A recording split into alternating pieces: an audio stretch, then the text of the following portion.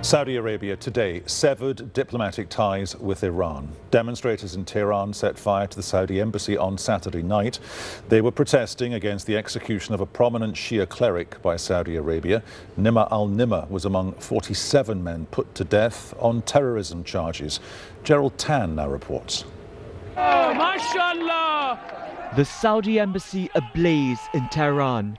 Iranians lash out after a leading Shia cleric was among 47 men executed in Saudi Arabia on terrorism charges. The Saudi government says it made repeated requests for Iran to protect its embassy, but they were ignored. In response, the kingdom has cut diplomatic ties with Tehran. We are determined not to allow Iran to undermine our security. We are determined not to let Iran mobilize or create or establish terrorist cells in our country or in the countries of our allies. The execution of Nimr al-Nimr has prompted protests among Shia communities across the Middle East. Nimr and the other men, including Al-Qaeda preacher Faris al-Zahrani, were charged with plotting and carrying out terrorist attacks, targeting civilians and security forces. Nimr was sentenced to death for sedition, disobedience and bearing arms.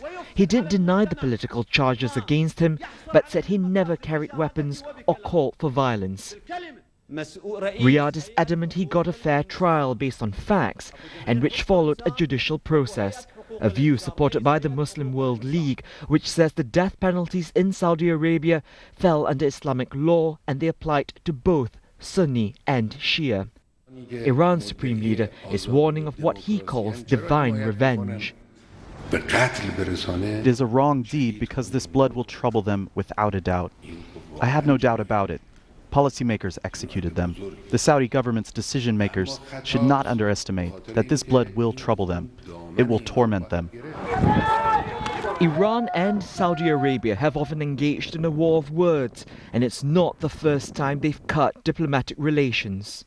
I think that the ties between Iranians and Saudis were bound to clash at one point because there are so many challenges facing these two countries, and the points of views are diametrically opposed.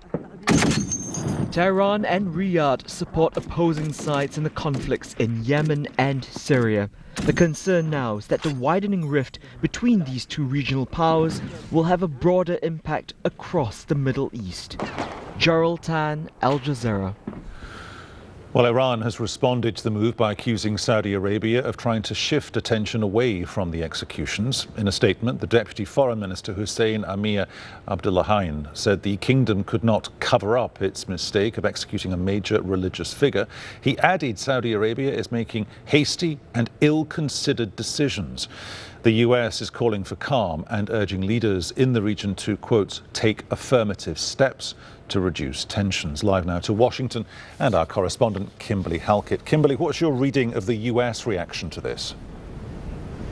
Well, fortunately, we've had the statement by the U.S. State Department, so we can hear from them directly. Of course, President Obama returning from his 2-week vacation in Hawaii, now back at the White House, following this very closely from the updates that he is getting from his administration. Of course, the administration now issuing a statement that they're calling on leaders in the region to, as you point out, take affirmative steps to reduce the tensions. Now, the U.S. sees that really there are two things that need to happen immediately in order for Iran and Saudi Arabia to try and work through their differences. The first being that there needs to be diplomatic engagement, and that direct conversations need to take place at that level rather quickly. So the United States right now urging leaders on both sides to engage in that right away.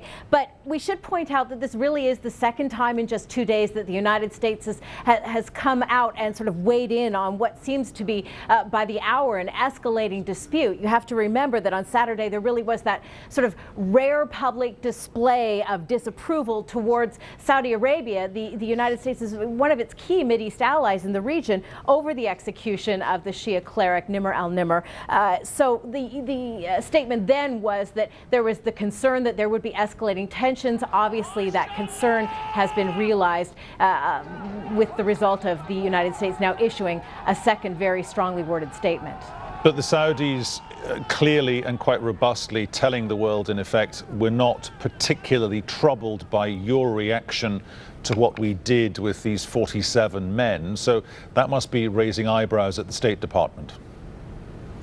It certainly is, and the problem is that it puts the United States in a particularly difficult spot. Of course, the White House has, for many decades, had a very strong relationship with Saudi Arabia.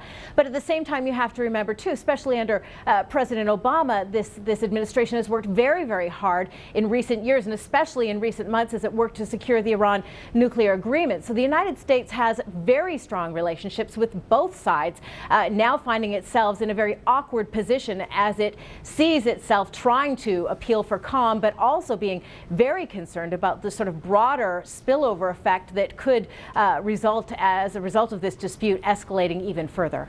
Are they concerned as well, Kimberly? You've already touched on it. You know, there are religious and regional allies dotted throughout the Middle East. We're talking about two very singular, powerful countries. We're talking as well about putting the Syrian peace talks together in the next 2 weeks. I mean, and also there's the situation in Yemen, there's the Houthi rebels and loyalties there.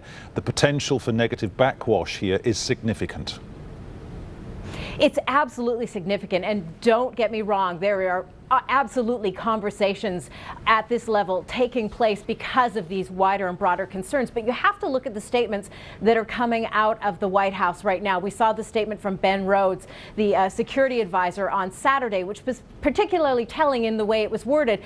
There right now seems to be a reticence by the United States to kind of wade in any further, and it's choosing its language very carefully, knowing full well that any inaccurate wording that could be perceived as either side of taking some sort of a favor or currying favor in any way could somehow have a spillover effect that is obviously concerning as we look at these wider issues.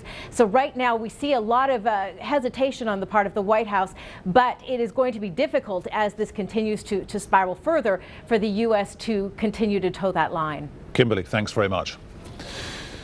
Well, the leader of Iran's ally, the Lebanon-based group Hezbollah, condemned those executions. To the family of the scholar and martyr Sheikh Nimr al-Nimr, his family, and to the Muslims everywhere, and the great Muslim scholars and Islamic centers, and everyone asking for rights. My condolences to all of them for the martyrdom of this brave scholar. Fawaz Gerges is Professor of Middle East Politics at the London School of Economics. Speaking to my colleague David Foster earlier, he said the diplomatic standoff could spread to other countries across the Middle East. You have war by proxies in Syria, in Iraq, in Yemen, in Bahrain, in Lebanon. Saudi Arabia and Iran are waging wars by proxies throughout the region. And the rupture of diplomatic relations today, we are seeing really now the relationship between the Sunni-dominated Saudi Arabia and the Shia-dominated Iran is at the lowest point. We could witness further escalation. That what has happened in the last 24 hours pours gasoline on a raging fire, in particular as the struggle between the two Gulf giants could easily basically aggravate and exacerbate regional tensions. What's going to happen? The international community was hoping for a diplomatic solution in Syria in the next few weeks, at the end of January. Forget about it, David. People were hoping for a de-escalation and a ceasefire in Yemen. Forget about it. Here I am in Beirut now. The situation is extremely tense. You have Hezbollah, who's the dominant Shia party in Lebanon now, is up in arms, trying to rally the Lebanese and the Muslim population against Saudi Arabia. The situation in Bahrain is very tense.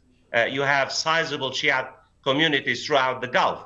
Remember, David, even though Saudi Arabia and Iran are waging a war by proxies for power, for geopolitics, for influence, their particular struggle has taken on sectarian connotations, because you have Sunni Saudi Arabia and Shia-dominated Iran, and it's really poisoning the veins of Arab and Muslim politics. I fear that the current crisis, the rupture of diplomatic relations, could easily bring about an escalation in other theaters, not just in Syria and Iraq and Yemen, in Bahrain, in Lebanon, and other Gulf countries as well. Moving on.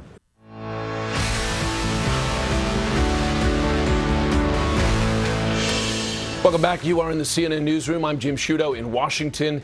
In today, Poppy Harlow is away. Breaking news right now out of Saudi Arabia, the kingdom, severing all ties with Iran after this week's attack on its embassy in Tehran.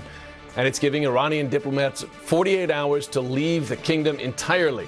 This all stemming from the execution of some 47 prisoners by Saudi Arabia, most prominent among them a prominent Shia Muslim cleric. Iran, a Shia Muslim country, Saudi Arabia, Sunni Muslim. Protesters around the world showing their frustration, including in London, where CNN senior international correspondent Frederick Pleitgen is right now. Frederick, when you look at this case, at the root of this really is this Shia cleric a terrorist, as the Saudis say he is, or was he simply a critic of the Saudi government? I mean, that really gets at the root of this conflict between Iran and Saudi Arabia now. Yeah, well, the Saudis, Jim, have been saying that this cleric Nimr al-Nimr is someone who stoked sectarian tensions inside Saudi Arabia.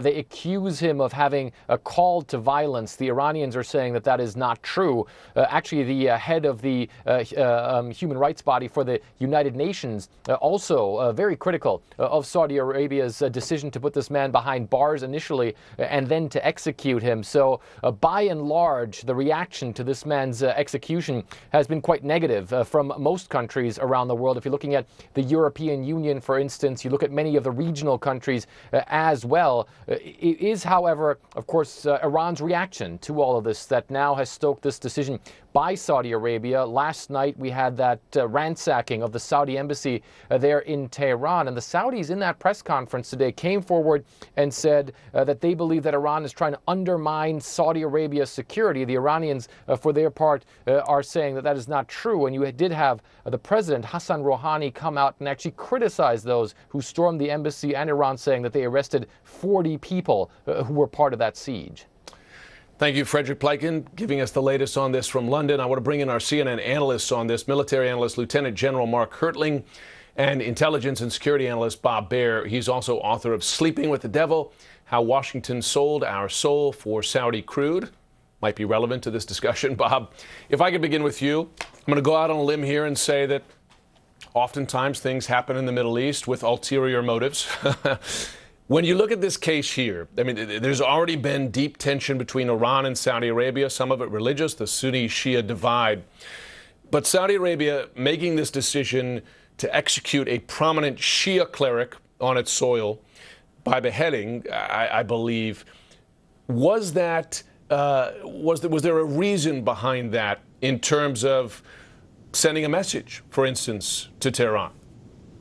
Oh, I think it's a message. I think that Saudi Arabia is feeling, let's put it this way, insecure with the war in Yemen. It's not winning it.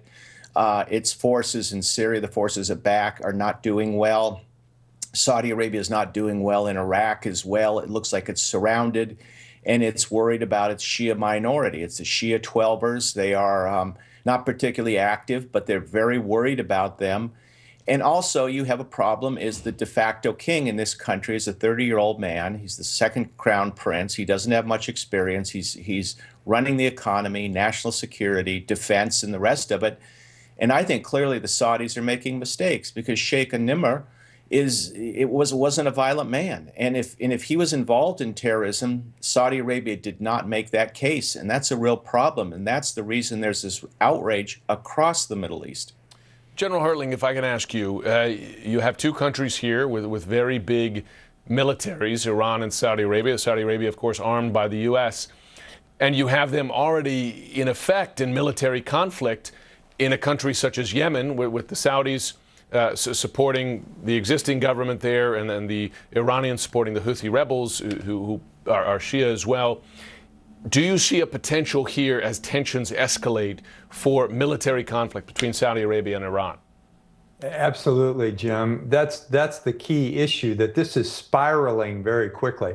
And I agree with Bob that I think perhaps the Saudis were doing something to placate not only their own public, but to take care of internal security matters. You know, the focus has been on Nimr al-Nimr over the last 2 days and his execution. But they executed 47 people in that 24-hour period, and the majority of them were Sunnis. And the majority of them were linked to al-Qaeda organizations. They were all linked to insurgencies against the Saudi government. I've talked to some of my contacts in Saudi Arabia today, and the word on the street and in the Arab press is, hey, they were trying to clean up within Saudi Arabia. Nimr al-Nimr was just one of many, and as Bob said, the case against him is suspicious and suspect in a few ways. But they indicate, the Saudis indicate, that this guy has been trying to conduct terrorist activity in the eastern provinces since the 1980s. He has been given a chance. Obviously the evidence against him is a little bit sporty. It's not enough to show that he has done these things. But the Saudis are saying this guy was at the base of terrorist activity, insurgency, and the word for terrorist in Arabic is the same as banditry. So all of these people were countering what the new Saudi king is attempting to do, and that's quash internal revolt as he looks to the outside and all the threats in the area around him. Bob, let me ask you about a different relationship that's between the U.S. and Saudi Arabia. It already has its troubles recently, one being the Iran nuclear deal with the U.S. The Saudis very uncomfortable with that, but also this talk of decreasing U.S. dependence on Saudi oil. Does something like this continue a decline, a deterioration in the relationship between the U.S. and Saudi Arabia? Yeah, I think it does, Jim. I mean, look, this war in Yemen has turned out to be a disaster. Yemen as a country is being blown into rubble right now. You're having 20-some million people that are facing, starvation at this point. Washington does not support this war, nor does it support a lot of Saudi policies in the Middle East, but there's nothing we can do about it. And, Washington would love to find a way to tone this down, as General Hertling said. The possibility between a war between Iran and Saudi Arabia is getting better by the day, and it's a war we couldn't control. It would, bring the whole Gulf down, and as well as Saudi oil supplies very quickly. I don't see how we can stop it, but I can tell you there's people burning midnight oil, figuring out what to do about this. General Hertling, do you agree? Prospect of war between Iran and Saudi Arabia? I absolutely agree. And Jim, the other factor is we were on the cusp, and when I say we, I'm talking the United States and all the other coalition, we're on the cusp of getting both Saudi Arabia and Iran in the same room to discuss the issues in Syria, the thing that's causing the refugee crisis, that's causing hundreds of thousands of people being killed. And now with the withdrawal of the Saudi Arabian ambassador and the diplomatic team and the expulsion of the Iranian team, you're going to see no talk between these two countries unless something happens very quickly to get them back in a communication zone. And that's not only going to have deleterious effects for the relationship between these two countries, even more so than it already is, but it's also going to affect other players in the region. Syria, most importantly, we've already seen condemnation from Iraq and Lebanon, as well as support from UAE and other Sunni countries. This is going to cause sides to be taken in the Middle East. And, I hate to say this, but again, this seems an awful like what happened in one incident that caused the beginning of World War I. I don't want to see that happen, but I think we're very close to that occurring. Goodness, and there are a lot of groups there that would love a Sunni-Shia battle there, one of them being ISIS, right? So it's something they're fighting for. General Hertling, exactly. Bob Baer, both know just a little bit about the Middle East. And for more on Saudi Arabia, you can read Bob's book, Sleeping with the Devil. Now, some Republicans say that President Obama is testing the limits of his executive power with plans to tighten up gun rules by executive order. Up next, our political panel dissects the president's plans. Two men, both fathers of young children, tell you how they feel about gun safety laws. I'm the leading state sponsor of terrorism.